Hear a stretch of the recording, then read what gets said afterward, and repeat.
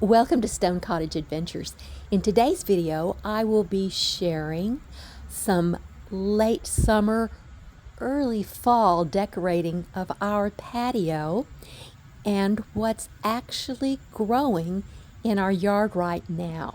You know, this is such a beautiful time of year that I don't want to rush into the Halloween decor.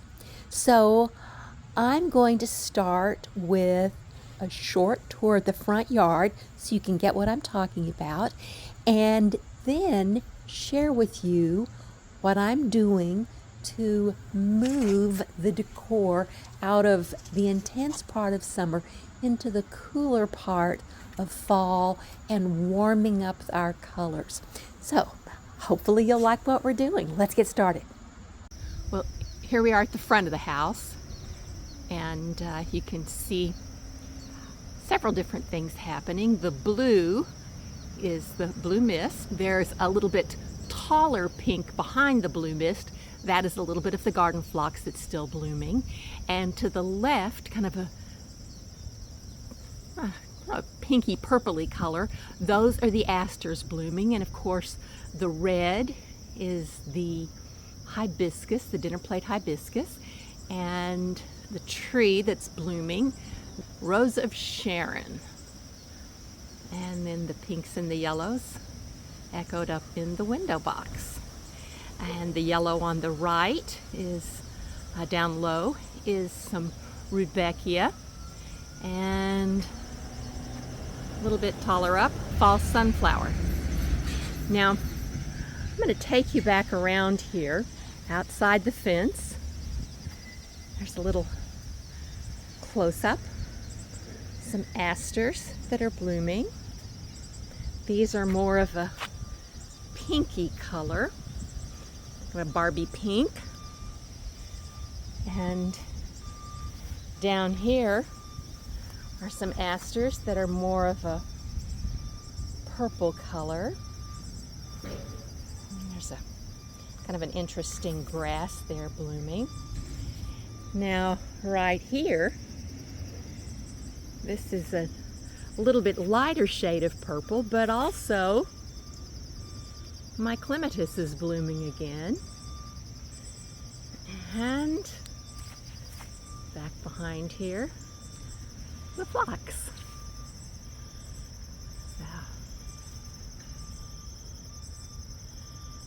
pretty view of the front garden. And I'll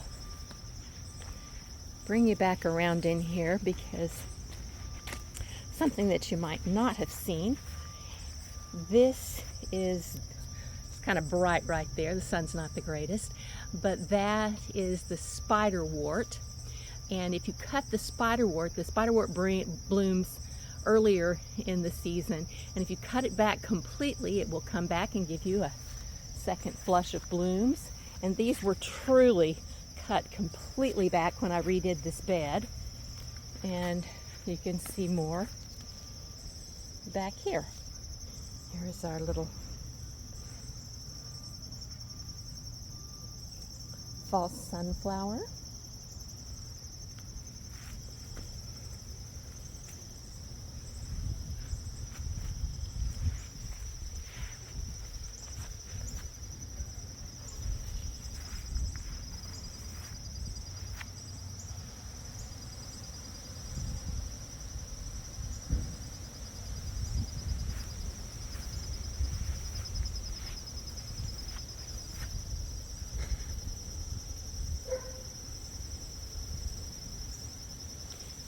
Now, the dinner plate hibiscus only lasts one day, so there's his good day. This guy, I don't know, looks like yesterday was his day. This looks like tomorrow will be his day. And here's one that probably is 2 days old. They do make quite a mess.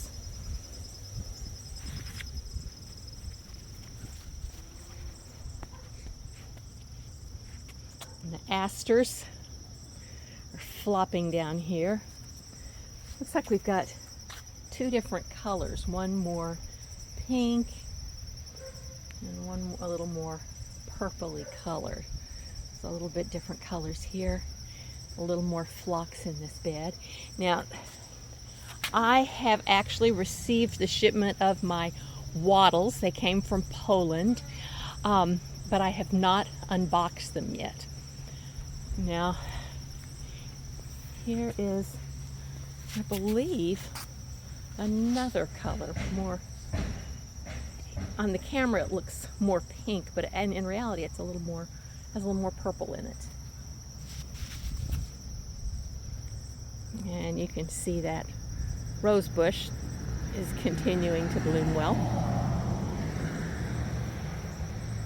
So our crepe myrtle in the pink and the purple.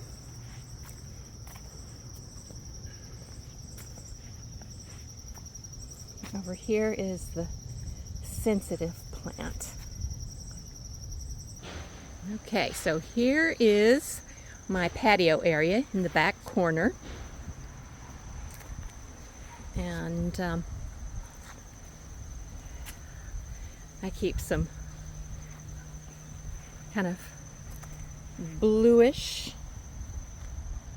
cushions, covers here. This was originally everything looked like this, and one winter the squirrels got into two of the cushions, so I just covered them quickly while they still had stuffing with this blue fabric. And this actually, I've mentioned this before, this was a fabric that it's an outside fabric, but this is the back side of it. I like the light color better, but let's see what we can do to make this more fall space. Okay, this is the fabric that I picked up at Joann's. If you're interested in any outdoor fabrics, all of the Joann's fabrics are 50% off this time of year. Of course, late in the season, they're trying to get rid of them. But this one was actually on clearance. So their regular price is like $22 a yard. And the half price, of course, makes it $11 a yard. And this one, because it was in clearance, was like $6.97 a yard. So roughly $7 a yard. And I got 3 yards. And I thought this would be pretty with my neutral, but I also thought it would be really pretty with the peacock colored cushions that I have. To make the covers for the backs of the cushions, I just measured out 20 inches. I figured that would go around it. And I am simply making a pillowcase that is going to have seams on 2 sides and an opening on one short side. The other short side is going to be just a fold. So the way to do this, very simple. Just measure out the 20 inches and mark it. I did it like 3 places, here, here, and here. I use a straight edge. This is what I happen to have. I drew a line. I cut it. Very simple. Not quite sure what happened, but the camera didn't catch me sewing, which I think is kind of boring anyway. But what I've done is I'm making a simple little pillowcase. And this one's all finished. And you can see it's got edges sewn down. But this is one, the way I sewed it. And what I did was I turned it, right sides facing together and stitched it. This one is actually finished, but I stitched straight down the edge. Then I turned it right side out and I folded down the selvage. That's what that side right there is called. It doesn't fray quite so badly. And I just stitched it around. Now, if I wanted to actually close this, I could put a zipper in here, which is way too much work in my opinion, or I could do some Velcro. I could do a strip of Velcro along the entire edge, or I could put like 3 pieces of Velcro along the edge here to close it, or I could put a couple of buttons on there if I wanted it to be kind of cute and decorative, or I could do a quick running stitch along the edge, which I've been known to do, that comes out super easily. You know, like a basting seam almost, a basting stitch that'll close it in there. Or you could use like safety pins or something like that. But I'm just going to stick it in there. I'm not too worried about it. I'm not going to that much trouble. This is so I can seasonally change my covers on my little sofa outside. Okay, here they are on the cushions. Now, there is a bit of a pattern to this, and I have not even bothered to deal with the pattern. But I have 4 cushions, and you can see it kind of has a damask and then a paisley on either side of it. And this one, the little damask, the medallion, is quite high. This one, the medallion's a little bit lower.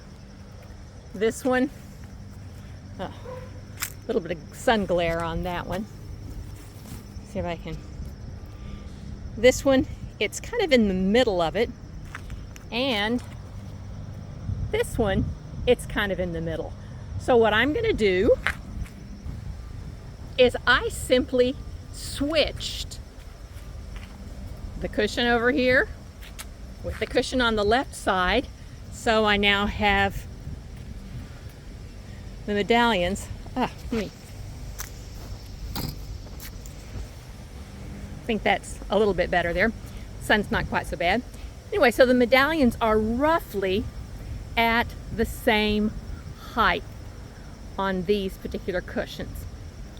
And that looks a little better to me. I didn't even bother, but it does have a very large repeat. It's such a busy pattern, it wouldn't have really offended me if it hadn't worked out, but it did. So that's nice. Now let's see about getting those little pillows done and decorate this area. I have 2 little pillows that I want to use. They look like they've seen better days, but these are just little 14-inch pillows. They're very small, and I thought they would be good on the peacock colored chairs to bring this color there. And these definitely need to be covered, and I'm going to make just the simplest little pillowcase ever to go on that. And I'm just going to measure how long I want it to be. This looks like maybe a 13-inch pillow, so I'm going to cut 14 inches. And this will do, if I cut 14 inches, I can do 2 pillows, and that's what I have.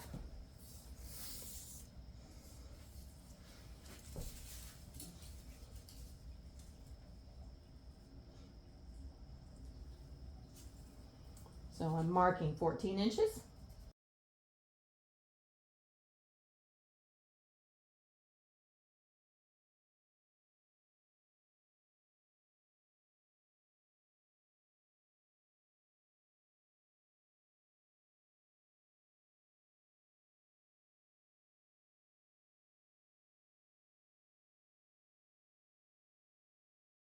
Since this one is for those little short pillows, the little pillows, I'm going to cut it in half.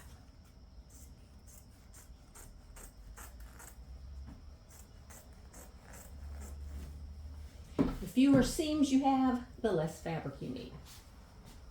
I wanted to leave as much fabric as possible because I'm thinking about making a runner out of that. And by being really, really tight on the fabric, I could do more things with it. And so I'm leaving the edge that's called the selvaged unstitched. Now, on one side, the selvage very clearly, has writing on it from the manufacturer, that type of thing.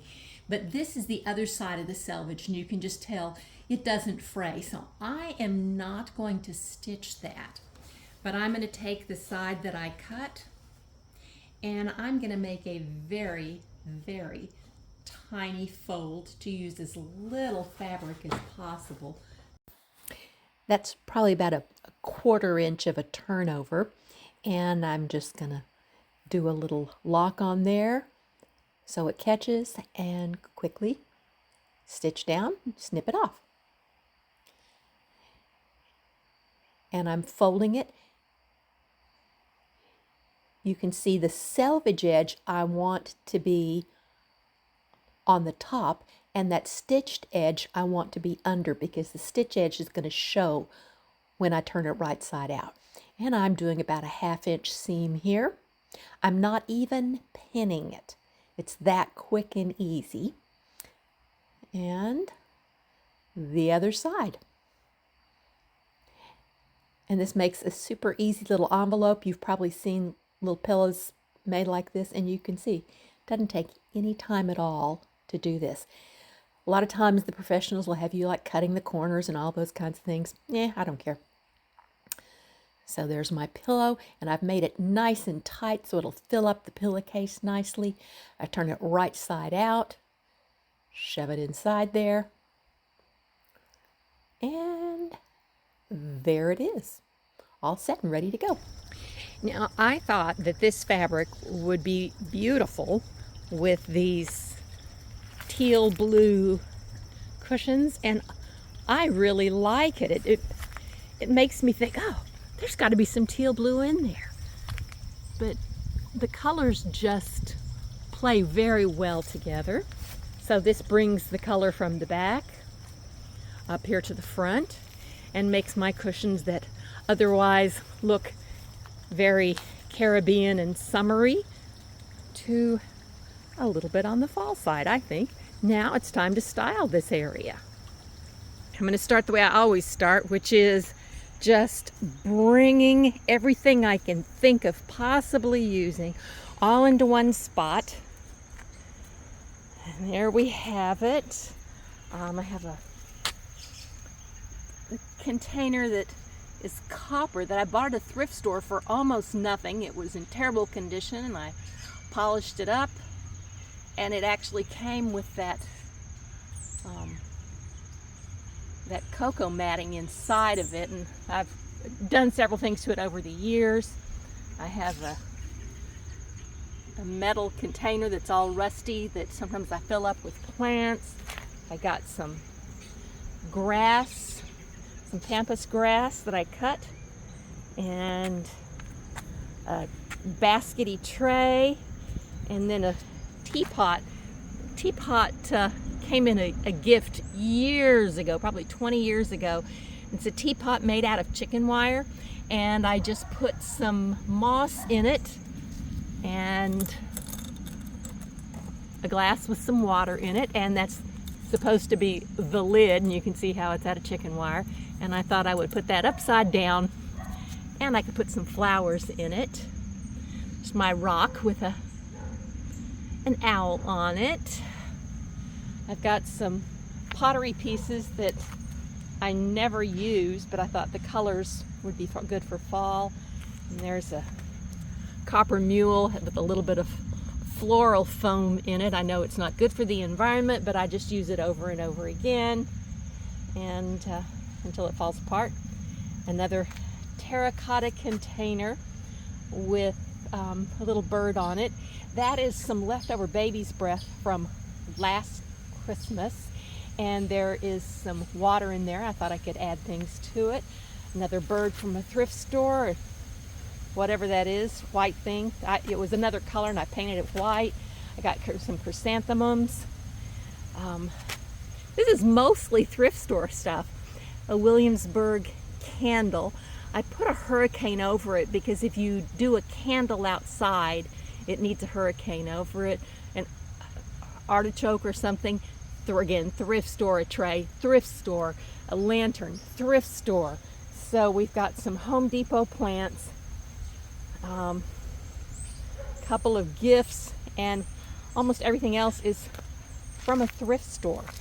This was the copper container that I bought at the thrift store. It had the cocoa matting in it already, and over the years I've put some different things in it, so it has a little bit of the green moss in it. But those could use a drink. They're not bad, but I'll water them later. And these are my 2 chrysanthemums. They were, I think $3.98 was the original price, but they had them on special for 4 for $10. So those are $2.50. I choose ones that have lots of buds, so it'll give me some good life on it. This one is a little more flowered out, but by combining the two, that's kind of a good thing. And then to fill this up, I'm going to take some pine cones. This one's kind of ratty, so I'll put him down kind of low. And there's another one that's kind of ratty. Put him on the other side. And let's see. That was a little prettier. I think that must have come off of a wreath or something. Always save my pine cones. And then the back side. Here are some acorns. Since it's fall, I'll put some acorns down in there. Maybe a little greenery to prop it up a little bit.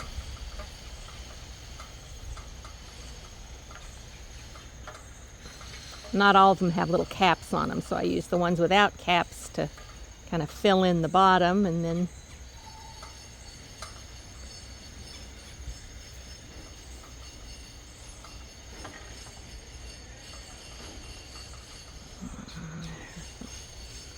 that.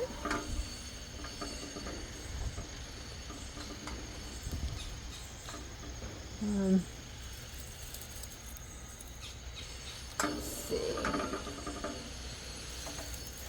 Some dried hydrangea.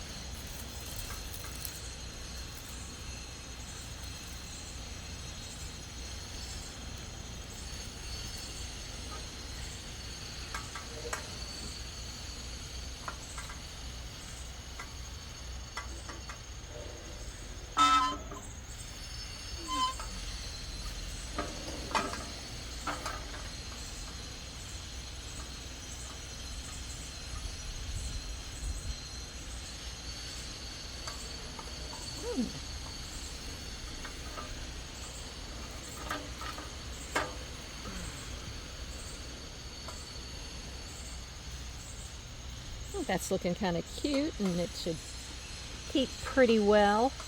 If I have a big rain, there's no hole in the bottom of this, so I'll need to come out and dump it. But that's got to be pretty on the table.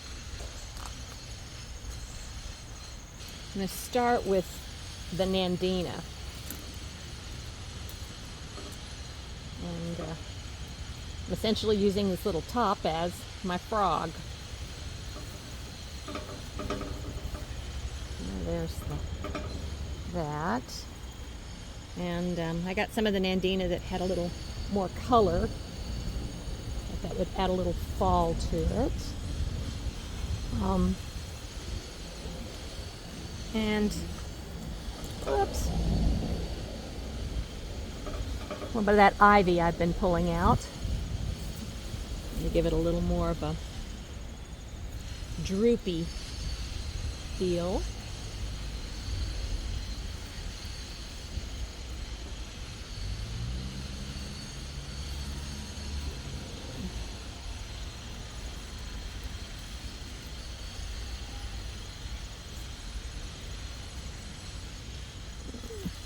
There's another ivy.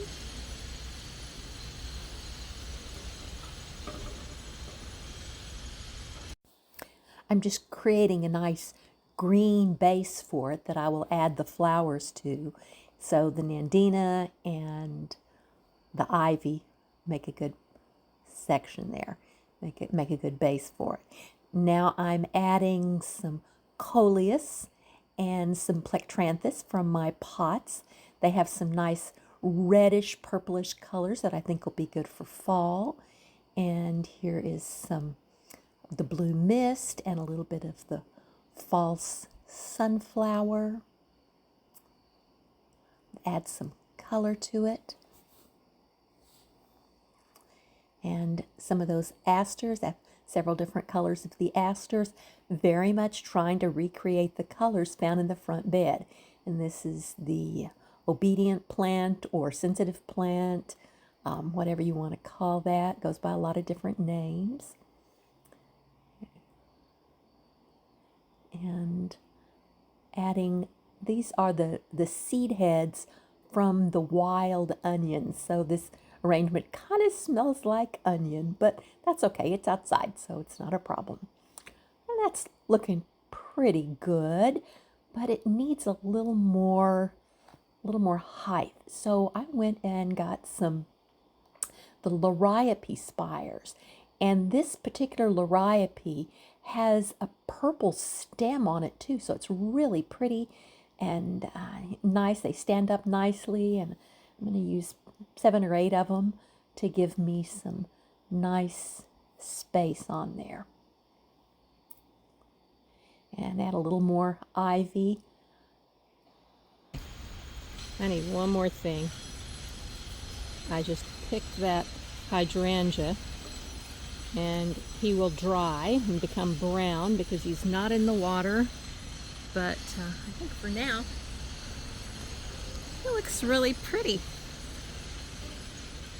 Yeah, there's my teapot.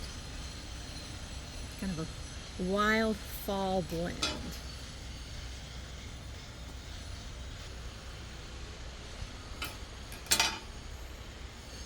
Okay, I just added some of that grass. Thought that would be kind of interesting, kind of funny, kind of like steam coming out of the teapot. Okay. I think somebody is using a jackhammer, so I apologize for the racket. Anyway, here is our finished spot.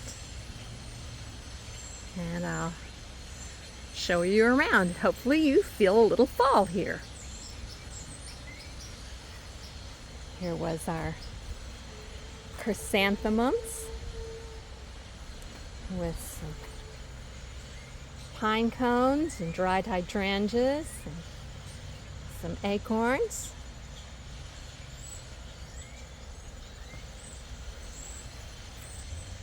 And there's our Williamsburg handmade candle found at a thrift store.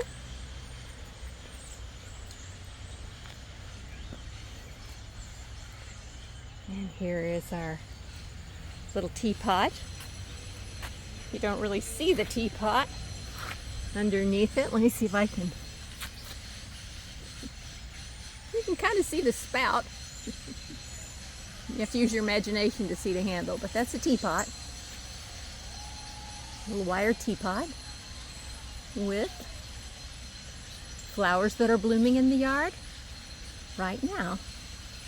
And a little bird. Some of that ivy I've been pulling out. Some pine cones, a little moss.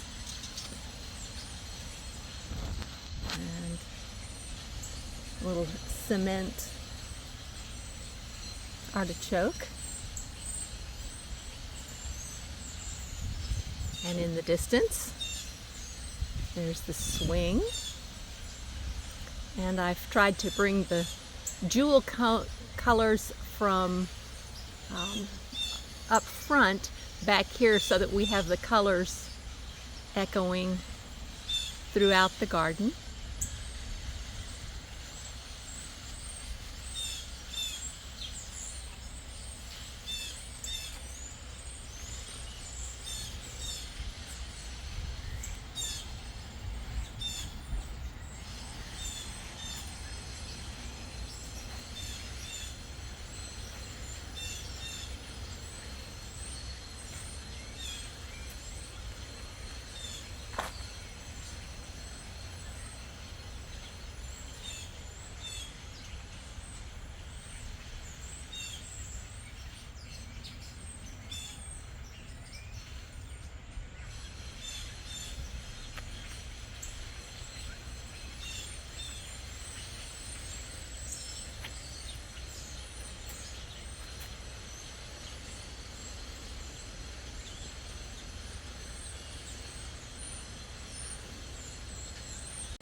Now the other spot I've decorated for fall is right here on the side of the house. And I've made 2 small pillows and brought them up here to bring that color from the back into the front. And these chrysanthemums are actually still left in their pot, and I've put some akuba with them. There's some dirt around them, so I moved the dirt and slid them inside there, and that akuba will root.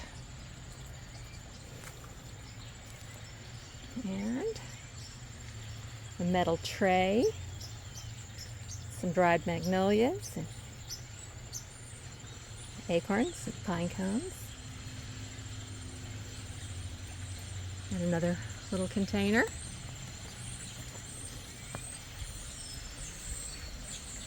It's our little terracotta bird in the asters.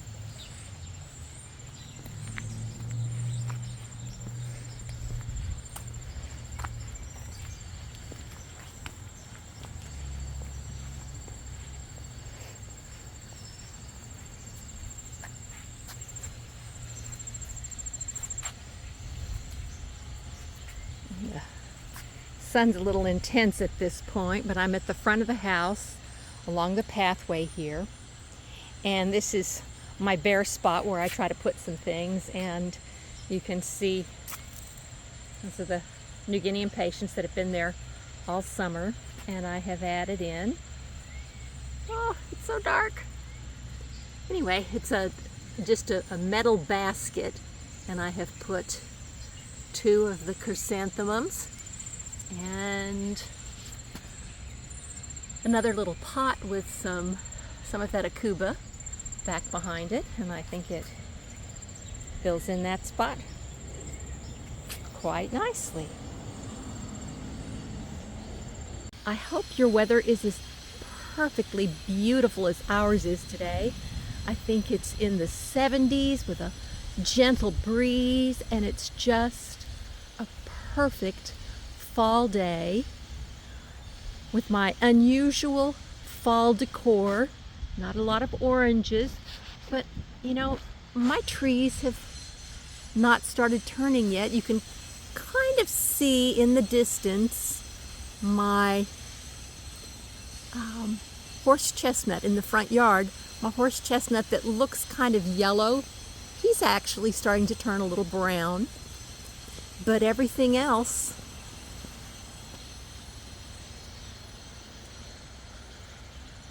is just hanging on. Beautiful late summer day, but all of those leaves will come down. In another 2 months, I'll be knee deep in leaves.